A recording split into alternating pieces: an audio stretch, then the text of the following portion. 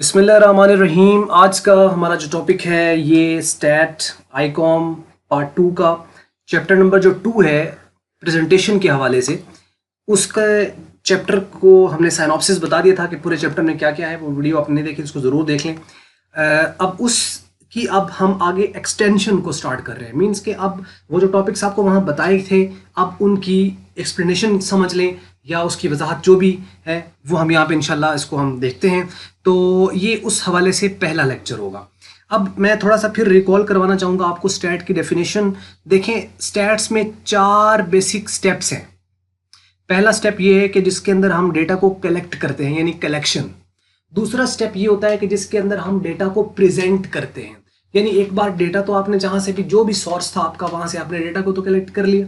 अब आप क्या करेंगे, अब उस डेटा को आप प्रेजेंट करेंगे। प्रेजेंट क्यों करना जरूरी होता है कि जब तक वो प्रेजेंट नहीं होगा आप जो उसके साथ ट्रीटमेंट करना चाह रहे हैं किसी भी पर्पस के लिए, जो आप रिजल्ट डिराइव करना चाह रहे हैं, जो भी आपकी रिसर्च है या व्हाट्सएवर जो भी पर्पस है आपका, वो आप नहीं कर पाएंगे अगर वो किसी खास फॉर्म में प्रेजेंट नहीं होगा। तो mean presentation is the very important step and that is the second step after the collection of the data, and it is a step before the analysis of the data. And in order to do the better analysis, you must have to arrange your data properly according to your vision and the purpose that why you have collected and what you actually wanted to do with that particular data. तो ये बड़ा ज़रूरी होता है कि आप इसको, जो भी आपके पास डेटा आ रहा है, आप उसको किस तरीके से जो आप ले रहे हैं आप उसको कलेक्ट करते हैं, उसको प्रेजेंट करना ज़रूरी है ताकि एनालिसिस हो सके, और एनालिसिस के बाद फिर इंटरप्रिटेशन होती है। एनीहाउ, अब ये पहला जो टॉपिक है इसके अंदर हम देखते हैं कि सबसे पहले प्रेजेंटेशन, यानी डेटा, अब हम एज्यूम ये कर रहे हैं कि डेटा हमारे पास आ गए, अब हम उसको प्रेजेंट करेंगे। अब प्रेजेंट करने के कई तरीके होते हैं, कई फॉर्म में हम उसको प्रेजेंट कर सकते हैं। पहली जो फॉर्म है जिसमें हम डेटा को प्रेजेंट कर सकते हैं दैट इज कॉल्ड अरे फॉर्म।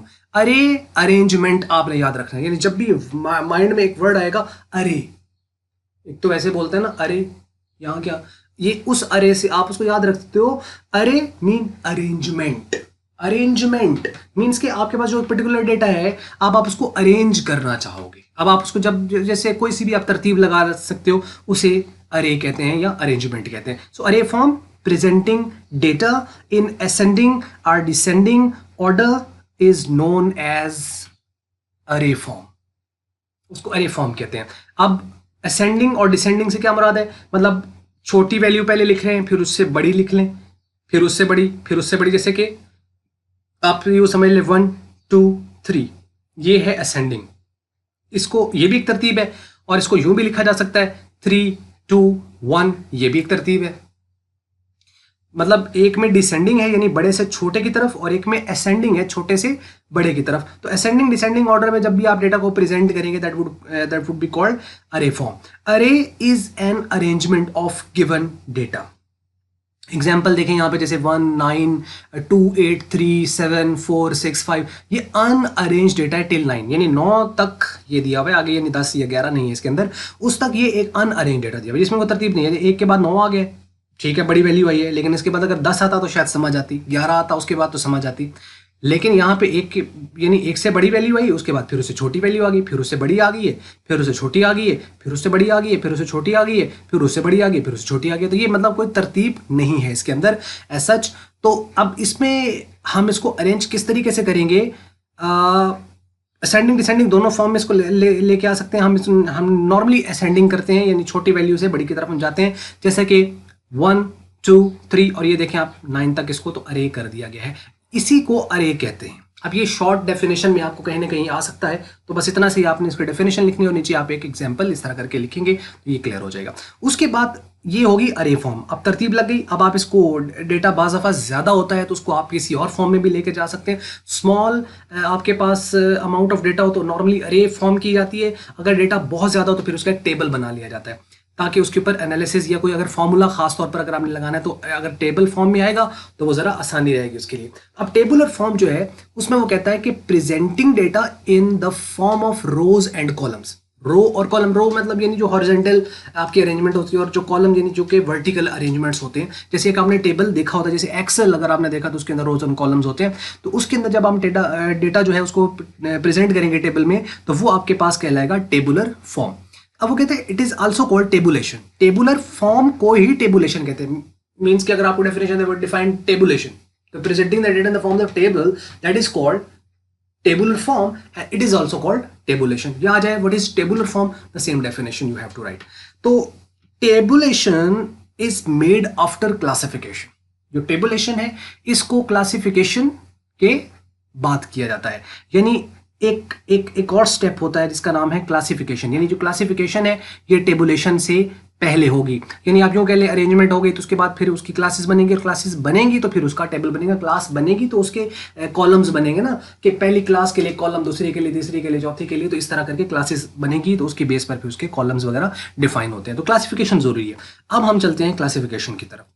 क्लासिफिकेशन क्या है? स्टैट के अंदर distributing data into different classes और ग्रुप्स इज कॉल्ड क्लासिफिकेशन। यानी जब डेटा को हम डिफरेंट ग्रुप्स या क्लासेस में हम डिफाइन कर देते हैं या उसको अरेंज कर देते हैं, क्लासेस बना देते हैं सेपरेटली, तो उसे कहते हैं क्लासिफिकेशन। और classification can be made on the basis of the quality, quantity, geography और टाइम।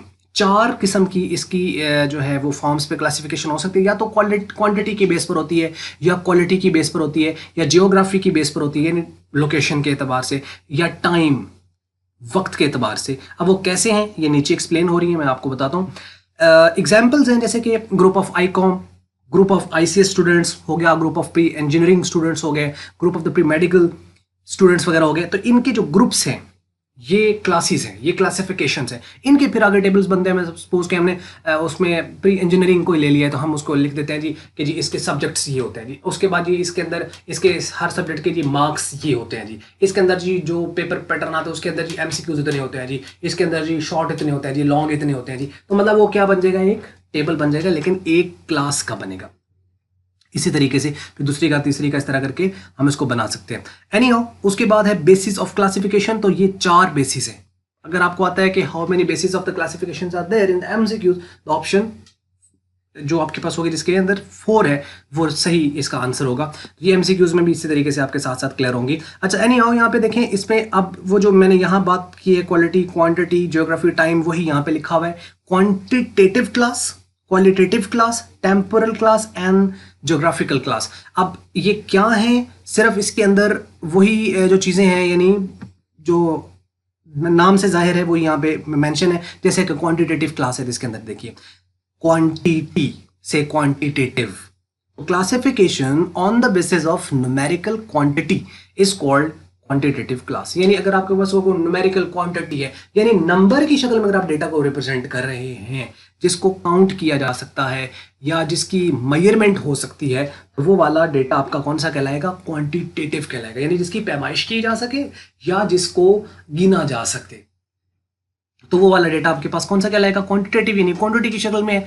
तो जैसे कि मिसाल देखें यहाँ पे नंबर ऑफ क्लासेस, यानी आप क्लासेस आप देखते हैं कितनी क्लासेस हैं जी, इसमें जी ये जी PG है जी, ये नर्सरी है जी, ये आपके पास जो है वो 1 क्लास है, ये 2 क्लास है, 3 क्लास है, ये फर्स्ट ईयर है जी, सेकंड ईयर है, तो ये क्लासेस है, तो इनको काउंट किया जा सकता है। इसी तरीके से नंबर ऑफ पीपल है, जैसे डेमोक्रेसी होती है तो उसके अंदर लोगों को गिना जाता है, तो उसके अंदर काउंटिंग है, वो भी क्वांटिटेटिव बेस पर आता है। ठीक है, तो इसी तरीके से आपके मार्क्स होते हैं। तो मार्क्स जो होते हैं वो हालांकि कैटेगराइज है, लेकिन ये है कि वो काउंट होते हैं। इसी तरीके से ताश के पत्ते हैं तो उसकी है, तो उसकी भी काउंटिंग होती है। तो करेंसी नोट है उनकी काउंटिंग होती है, सिक्के हैं उनकी काउंटिंग होती है। तो ये इस तरह करके, तो बुक्स इन द रूम या लाइब्रेरी वो हो तो वो भी क्वांटिटेटिव क्लास बनेगी। चेयर्स इन द हॉल अगर हम देखें तो वो भी क्वांटिटेटिव क्लास बनेगी। तो कई मिसालें आप अपनी तरफ से जौन सी मर्जी दें, ये तो मैंने जस्ट यहाँ पे 1 2 3 लिख दी, आप अपनी तरफ से कोई सी भी मिसाल इसके अंदर ऐड कर सकते हैं। अगर इसके ऊपर आता है कि what is quantitative class, give example, या इस तरह कोई भी क्वेश्चन आता है तो। अच्छा, उसके बाद है qualitative class. Classification on the basis of the attribute is called qualitative class. These are also called categorical classes. ये कैटेगरी है, these are called categorical, यानी कैटेगरीज होती है। ये कैटेगरी है, जैसे ब्लड ग्रुप होता है, अब उसमें क्वांटिटी नहीं है ब्लड ग्रुप के अंदर, जैसे कि जी ये A पॉजिटिव है जी, ये A नेगेटिव है, तो वो कैटेगरी है।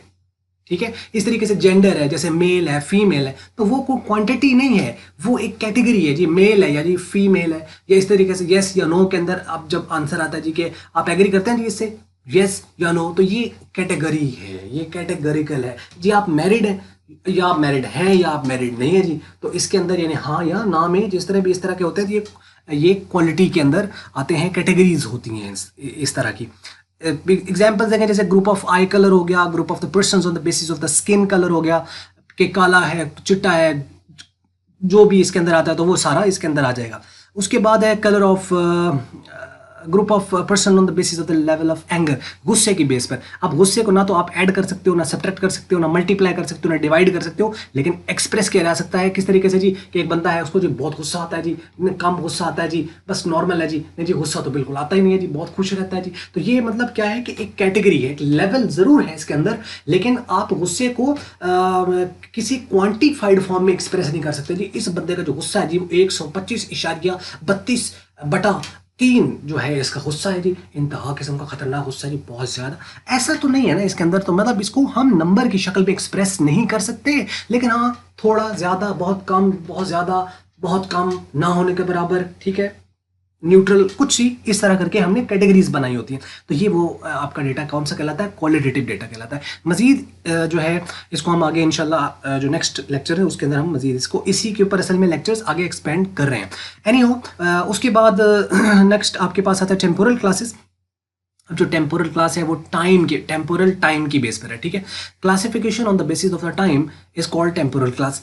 It is also called chronological. ये चरोनोलॉजिकल नहीं है, ये इसको देख लीजिए, वैसे तो CHRO, वैसे तो मज़े तो चरोनोलॉजिकल का ज़्यादा मज़ा है, लेकिन ये इसकी राइट प्रोनाउंसिएशन क्रोनोलॉजिकल है। तो क्रोनोलॉजिकल, क्रोनो जैसे मोनोक्रोम होता है या गूगल क्रोम होता है, तो गूगल क्रोम नहीं होता, इसी तरह ये क्रोनोलॉजिकल है। तो chronological means on the basis of time. जैसे लेजर है, जर्नल है, तो जर्नल को हम कहते हैं क्रोनोलॉजिकल बुक। उसको क्रोनोलॉजिकल इसलिए कहते हैं कि उसके अंदर डेट वाइज रिकॉर्ड होता है, मतलब जिसकी डेट पहले है वो पहले आएगा, जिसकी बाद में वो बाद में आएगा, ठीक है।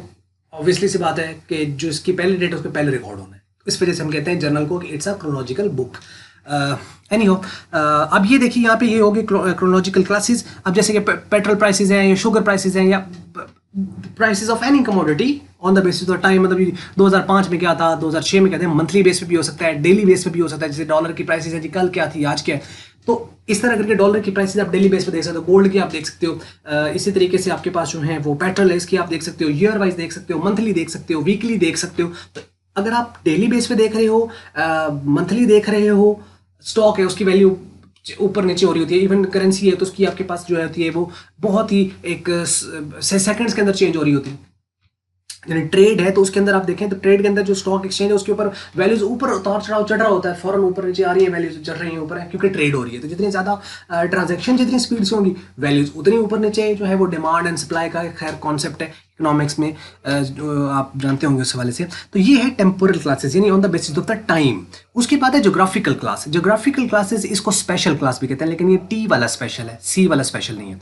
Classification on the basis of the place or location is called geographical or spatial class. यानी अगर आप लोकेशन वाइज अगर आप क्लास को देखते हैं तो वो आपकी ज्योग्राफिकल या स्पेशल क्लास कहलाएगी। जैसे कि prices of furniture in different cities of Pakistan. Furniture की प्राइसेस आप देख रहे हैं मुख्तलिफ सिटीज पाकिस्तान के अंदर, इसी फर्नीचर की ये क्या दे रहा है, वो क्या दे रहा है, ये क्या दे रहा है, इस तरह करके। ये आप मार्केट जाते हैं और बाजार से या वहाँ से आप जो भी सपोज फ्रूट खरीद रहे हैं तो आपने देखा जी DHA में फ्रूट इतने का मिल रहा है जी, उसके बाद आप निशात चले गए जी तो वहाँ से इतने का मिल रहा है जी, उसके बाद आप चरड़पिंडी चले जाते हैं जी, चरड़पिंडी से इतने का मिल रहा है जी। मुख्तलिफ जगहों पे जिस तरह पे आप करोगे तो मतलब आपको बेदियां से जितने का मिल रहा है जी, एयरपोर्ट रोड से इतने का मिल रहा है जी, यही चीज़ है जितने का मिल रहा है। मीन्स के ये है लोकेशन वाइज।